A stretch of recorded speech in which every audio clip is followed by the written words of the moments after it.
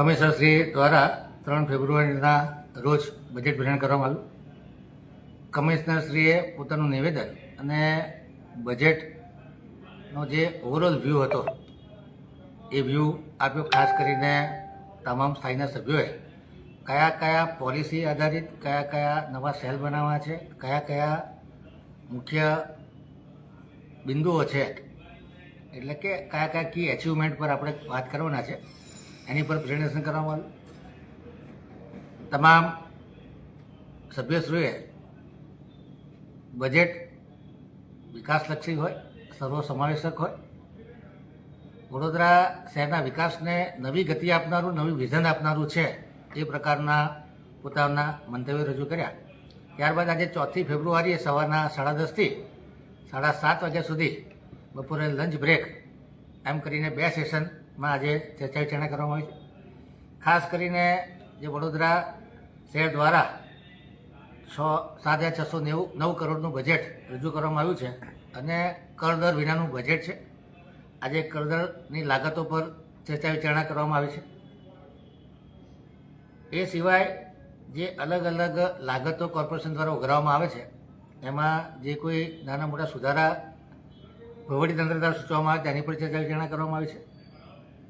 Revenue જમા અને revenue ખર્ચ કે જેમાં જે રીતે ખર્ચ વધી રહ્યો છે એ ખર્ચને કેવી રીતે કંટ્રોલ કરી શકાય અને રેવન્યુ આવકમાં વધારો કેવી રીતે કરી શકાય એ પ્રમાણેની ગહન ચર્ચા વિચારણા કરવામાં આવી છે. ઘણી જગ્યાએ સ્થાયી સમિતિએ પોતાના સુધારા સૂચવ્યા છે.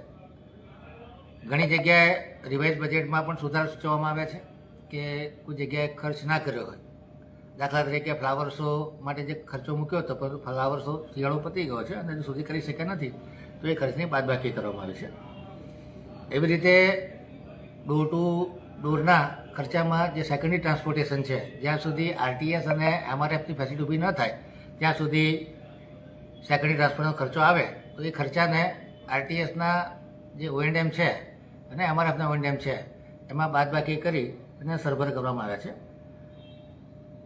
એટલે કહેવાનો મતલબ કે આજે કરદર, લાગત, રેવન્યુ જમા અને રેવન્યુ ખર્ચ ઉપર ડિટેલ ચર્ચા કરવામાં આવી છે. આવતીકાલે કેપિટલ જમા અને કેપિટલ ખર્ચ અને ગ્રાન્ટ વિશે ચર્ચા કરવામાં આવશે તથા દરેક કાઉન્સિલર પોતપોતાના એરિયાના કામોની પણ ચર્ચા વિચારણા કરવામાં આવશે. ડિસ્કશન ખૂબ સુમેળભર્યા વાતાવરણમાં થઈ રહ્યું છે. તમામ સભ્યોના ખૂબ સકારાત્મક સૂચનો આવી રહ્યા છે. સાથે સાથે વહીવટીતંત્રના કમિશનર, ડેપ્યુટી કમિશનર, એચઓડીસ, ડીવાયએમસી અને તમામ અધિકારીઓ હાજર છે. જે કોઈ નાની મોટી ક્વેરી હોય છે એનું તાત્કાલિક સોલ્યુશન કરવામાં આવે છે.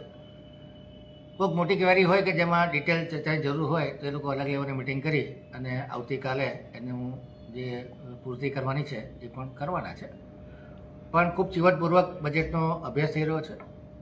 બજેટ આ વખતે મોડું રજૂ થયું છે એટલે થોડું લાંબુ પણ બેસવું પડે છે, થોડી સ્પીડ પણ રાખવી પડે છે અને બજેટ સિવાયની બીજી ચર્ચાઓને બહુ અવકાશ રહેતો નથી. એટલે બજેટમાં પર્ટિક્યુલર મુદ્દાઓ આધારિત ચર્ચા કરી અને એમાં જે સુધારા સૂચવવાના હોય કે આવક કેવી રીતે વધે અને ખર્ચ કેવી રીતે ઘટે, જેથી કરીને એક રિયાલિસ્ટિક બજેટ આપણે બનાવી શકીએ. એટલે આજનો દિવસ ખૂબ સકારાત્મક ચર્ચા સાથે પૂર્ણ થયો છે.